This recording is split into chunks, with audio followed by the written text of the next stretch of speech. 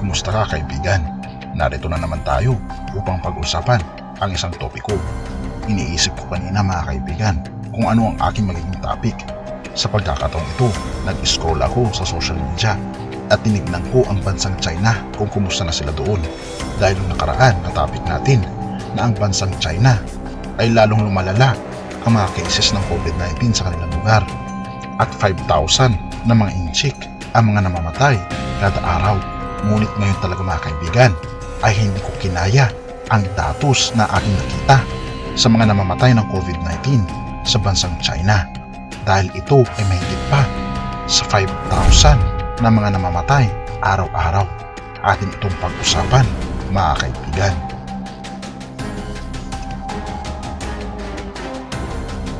Sa pagbukas ko ng aking cellphone at nag-browse ako sa social media patungkol sa news sa COVID-19 na nangyayari sa China ngayon at aking nakita sa isang international news site na first post, binabanggit dito 9,000 daily COVID-19 deaths in China, says UK research firm, at maaari raw mga kaibigan na pumalo sa January 23, 2023 na ang bilang ng araw-araw na mamamatay dahil sa COVID-19 sa China ay aabot daw ng 25,000 deaths per day. Grabe mga kaibigan, nakakagulat talaga ang bagay na aking natunghayan ngayon.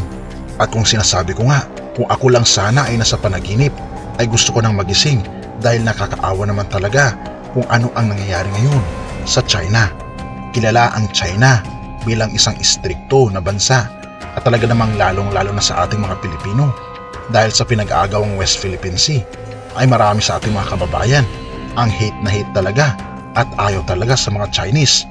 Ngunit sa pagkakataong ito mga kaibigan, hindi may tatanggi na talagang madudurog talaga ang puso mo sapagkat nakakaawa naman ang mga nangyayaring mga kaganapan ngayon sa China dahil imbes na magdiwang ang buong China dahil sa papalapit na Chinese New Year ay ito na yata mga kaibigan ang pinakamalungkot na Chinese New Year sa bansang China dahil magkakaroon daw ng 25,000 na fatalities araw-araw sa China na binabanggit sa isang UK research firm.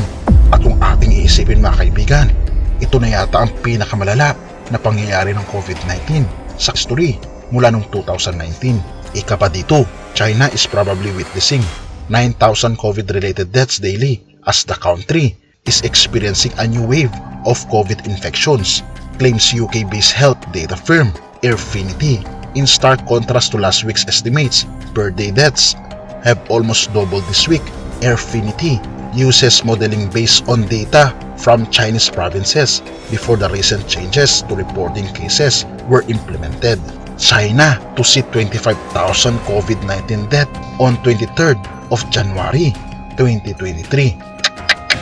Talagang napakatindi mga kaibigan ng balitang ito na sana naman ay hindi mangyayari dito sa bansang Pilipinas.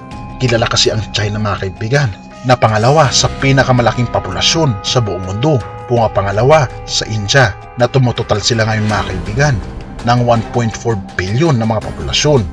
Ngunit kahit na napakarami nila mga kaibigan, hindi pa rin nila deserving na sila ay mamamatayan ng 25,000 na mga kababayan araw-araw. Napakalala talaga mga kaibigan na mga nangyayari ngayon sa bansang China. At ika pa dito sa news mga kaibigan, hindi talaga napaghandaan ni President Xi Jinping ang malalang pandemya sa kanilang bansa. Kaya naman ganun na lamang umusbong ang virus na COVID-19 sa kanilang lugar dahil na rin sa bagong strain na talaga namang nagpabilis ng infeksyon sa lahat ng mga Chinese.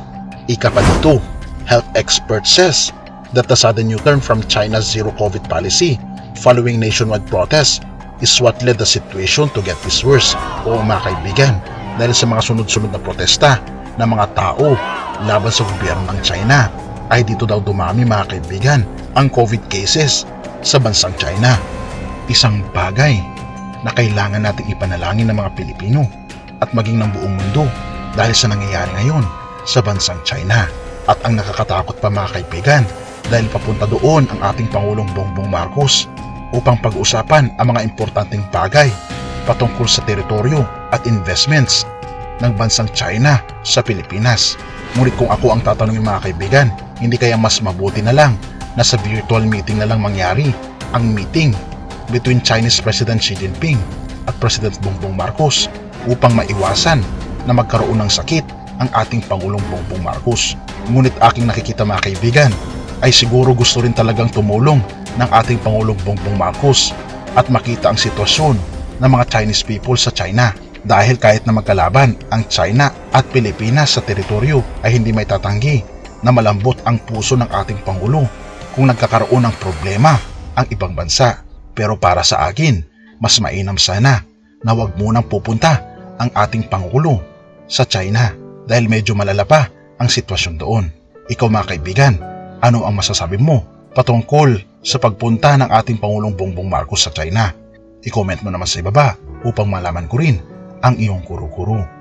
Jeremiah 33 verse 6. Nevertheless, I will bring health and healing to it. I will heal my people and will let them enjoy abundant peace and security. Mga kaibigan, ito ang pangako ng ating Panginoon sa atin. Lalong-lalo na sa bansang China. Ipanalangin natin sila mga kaibigan na sila ay maging mabuti, na sila ay magkaroon ng healing dahil sa sakit na COVID-19. At nawa, ipanalangin din natin mga kaibigan na hindi maapektuhan ang bansang Pilipinas dahil napaka-vulnerable talaga natin mga kaibigan. Kung tayo ay magkakaroon ng sakit, paano na lang babangon muli ang ating bansa? Pero ang pangako ng ating Panginoon, hindi niya tayo papabayaan anuman ang mangyari mga kaibigan. Tayo ay lumapit sa ating Panginoong Hesus dahil siya lamang ang magbibigay ng kalunasan sa lahat ng ating mga sakit. Purihin ang Diyos at salamat kaibigan sa iyong panonood.